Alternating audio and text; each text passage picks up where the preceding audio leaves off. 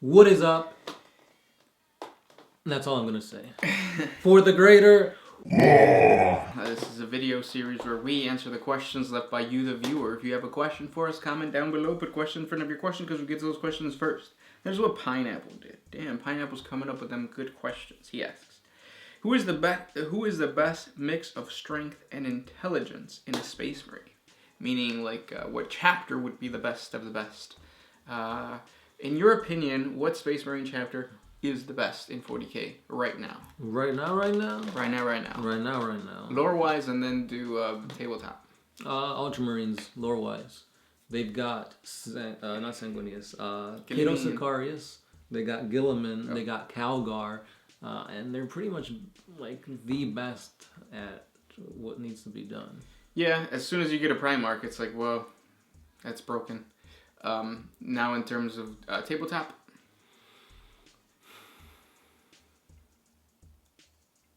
Thousand Suns? Because I hear you could, like, spam Smite. Yeah. I would say, yeah. Because I was going to say Salamanders, but then again, I'm pretty sure there's other people that can beat Salamanders. It's just that our Salamander player is like... He knows what he's doing. Yeah. And he plays to our weakness. Basically. Or we play into his strengths. Which is probably what I fall into. It's like, okay, I'm fighting the Salamanders. I know they got flamers and plasma. Let me run up to them. Yeah. But, yeah. Good question, though. What Space Marine chapter do you guys enjoy? Like the most? Yeah. Next question. Frank S. I vaguely remember reading a story about a year ago about an Imperial Guard regiment getting lost in the warp for centuries, arriving just in time for an irrelevant campaign. Can you guys discuss time travel related stuff or anything that is particularly interesting out of the norm revolving around time? My favorite story of time travel in 40K is the story of, I think it's a warlord Irontooth. He went into the warp on a Space Hulk and then came out of the warp, I think like 20 minutes before he went into the warp. So he realized that his past self was in front of him, so he attacked his past self so that he can get a second copy of his favorite gun. And then basically the two walls collided with each other. They fought each other, and then they were dead because of it, because they kind of killed each other off. That's my favorite instance of time travel in the 40K universe, because it talks about orcs and the goofiness that, you know, exists within the orcs. Which, in reality, it's like violent goofiness, because they were killing their past selves. And yes, that is a paradox. But yeah. But other than that, there's other stories of like Space Marines going into the warp, coming out, and like you said, they're like 30K guys coming into the 40K universe, stuff like that. Mm-hmm. There's a story about a certain Cryptech from the Necrons that like he can see into the future, and he's always trying to change the outcome, but no matter how far or what he changes, like the outcome always happens. Kind of like That's So Raven. Was that the whole theme of That's So Raven? Yeah, because like she'd see something like, oh no, I'm gonna slip on a banana peel, and then she'd be like, no bananas within 30 miles of me, and then somehow there's a banana and she'd slip. Next question. This one's by All Might. What's your favorite sport to play and to watch? 40K and 40K. There should be an esports for 40K. It probably is. For Dawn of War. Because they had it for that other game too. What, the... StarCraft? True. Yeah, wait, what's your favorite sport and what's your favorite watching sport? I don't really watch sports nowadays, but I guess if I had to pick, probably football. Playing, it'd have to be volleyball, because that's what we did the most. When's the Super Bowl? Is it next week? I think so. It's either next week or the week after that. Oh, okay. Yeah, I don't really like sports. Well, you know what? I like watching UFC. Yeah, it's a sport. Yeah. Next question comes from Gore Mork. Yeah. Seeing as the orcoid subspecies shed the fungal spores needed to grow more orcoids, has there ever been a case where an orc invaded a world and has become so infested by the fungal spores that they burrow into the Imperial citizens' bodies, human bodies, and grow out of them? / human bodies and grow out of them. If so, you could imagine how a pregnant human female could have her womb infested with the greenskin spores and would essentially give birth to an orcoid, thus making an orc/human hybrid. Has anything like this ever been mentioned? No. That's nasty. Yeah. Well, if you think about it, a fetus is really well protected inside a woman's womb. I think nothing's supposed to go in that would harm the baby. Damn, look at you, Gersh MD. So, well, think about it, because if it's spores, is she running around naked? Like, are you blowing spores up there? Yeah, that would be the only way. But no, that's never happened. Usually they just burrow into the ground and then they appear and then they attack. I think like carrots.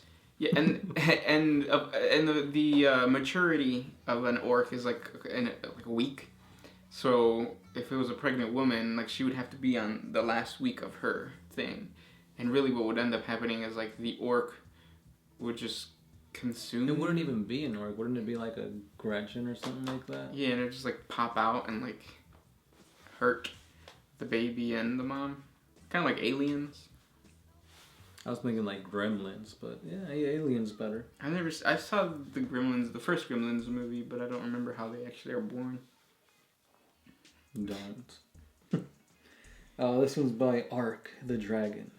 How would you feel about about the alliance between the Eldar and the Imperium coming together once again to assault the Plague Gardens to free Isha, with the intent of having her resurrect the Emperor so then he could then attempt to end the Chaos threat once and for all?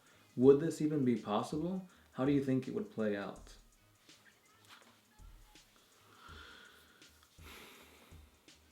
First of all, it's going to be kind of hard to get them to ally once again. However, I do see it happening because like the Imperium would kind of do anything for the Emperor. As if they allied to free or to revive Gilliman, then I'm pretty sure they would do it for the Emperor. I'm pretty sure that like everybody would like have to die in order for them to get that far into the warp, into the Gardens of Nurgle, all the way to Nurgle's basically lair to free Isha. Like it's basically a suicide mission. Basically. Mm-hmm. But it'd be a damn good story. Yeah. And then find out that Isha is actually an old one. That'd be badass. And then to find out that she's not actually going to revive the Emperor. Yeah. She just leaves. Next question comes from Bogdan Oceano. What if the Emperor knew about the Tyranids and he planned to use them as a last resort against chaos? Would it be able for him to use them as warp nullifiers and exterminate all Chaos Prince, demons, gods by terminating the chain between belief, will from the warp? Pues sí, como que no. That's my theory with the old ones. I think the old ones sent the Tyranids to completely wipe the galaxy clean and then they can come back. And thus, controlling the warp better. But if the Emperor did that, it wouldn't make sense that he was all about humanity and then he sends a weapon that basically is destroying humanity. So, yeah. Next question. Gora Demi. If a vortex grenade sends you to the warp, what happens if you use a vortex grenade already in the warp?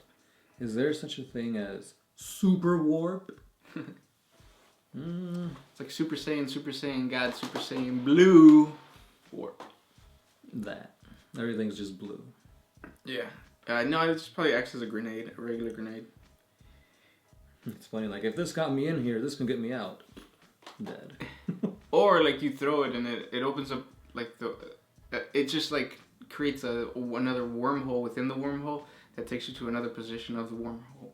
It's like you might be in Nurgle's garden, you throw a blight grenade, boom, you're all of a sudden in, like, a corn demon world. And you're fighting giant, like, dark orcs. Demon killers.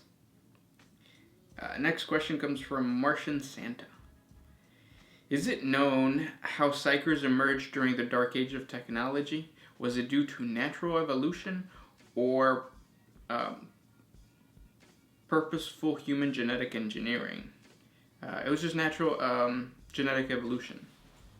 I think the more they interacted with the space around them, the more they came into contact with psychic powers, and then all of a sudden, boom, their psychic abilities were activated. They had always been there because the old ones planted them in there. But yeah. Kind of like turning on and on switch. Basically. Yep. Jan Bartos. What do you guys think will come this year for new toys to us fans of 40K? Rumor has it that there's going to be new Space Marine models, new Chaos models, and a very slow push on Kill Team to be more like a Kill Team arena. What do you guys think? Well, yeah, there's definitely going to be Space Marine stuff and Chaos Space Marine stuff because that's like their bread and butter. They're coming out with Funkos for 40K. That's pretty lame. I don't like Funkos though. Yeah, it's like, I did a post on Facebook the other day. It's like, should I spend money on buying these plastic things that I can't play with? Or should I just use that money to buy more models? How much is one of those? It's like $20? No, it's like $12. Oh, yeah, you can't, with $12 you can't even buy a special character in 40K. Right. That's how crazy it is. This giant plastic thing costs less than this little itty bitty like plastic thing. It is different resin though, right? Yeah, I'm pretty sure. But yeah, Funkos have been announced. I didn't talk about this yet, but they're finally releasing beta rules for Forge World Custody models that you could use in 8th edition for 40K. So that means they're probably going to bring out some more Custody models. That way you could use them in your games. And there was just some released with wings or like jetpacks. At first they look cool, and then after continuing to look at them, like you said, They look a little goofy. yeah, they look a little goofy. Something's off. But I'm pretty sure you can like convert them to look even more badass. Maybe give them like the wings from like the Sanguinary Guard, something along those lines. The only, because usually what happens is like a model comes out and you get all excited, and then you start to like really look at the model and you're like, you know what, that model doesn't look all that great. Like the Black Legion guy with the spear, like at first I was like, oh, he looks so badass, and then the more I look at it, I was like, damn, they're really letting us down with these like Chaos non-Nurgle models. Because even the Noise Marine, it's just like, It's just a Noise Marine with a guitar. yeah, with the high heels and stuff. Like if you go on Instagram, there's people who are like creating these amazing kit bash Chaos Space Marines, and then GW comes out with these guys. The only race that has done the opposite for me is the Skitarii. The Skitarii came out and I was like, what are these? What is that stuff called? The like what? Steampunk. What are these steampunk looking like bullshit in the 40K universe? And now I look at them and they're like, they're badass. Freaking got an army of Skitarii. Yeah. But yeah. Like the walkers, the Onager Doom Crawlers, those look awesome. Yeah. Next question. And maybe a Demon Primarch. Hint, hint. Yes, please, Demon Primarch. Next question comes from Brian B. Is pineapple on pizza considered heresy in the 40K universe? What isn't heresy in the 40K universe? Yeah, pineapple. Does pineapple even exist? What are the environmental requirements to grow a pineapple? Aren't they only like in Florida? I think they're like close to the equator. But they're usually tropical, right? I want to say so, yeah. There's none in the rainforest. I wonder if there's. But yeah. And then last question. Kevin Nader 199. How stone were you in your past video? 4th attempt. From 1 to 10, I would be like a 1.5. Stoned or pebbled? That is the question. Yes.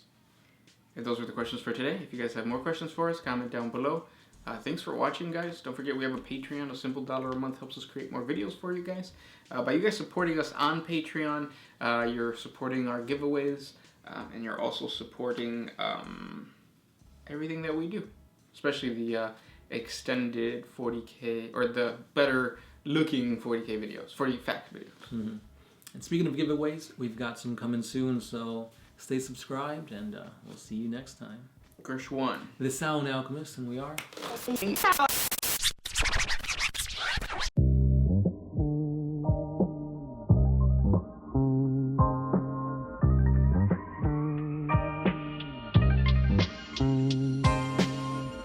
Always used to put my freedom first in any situation.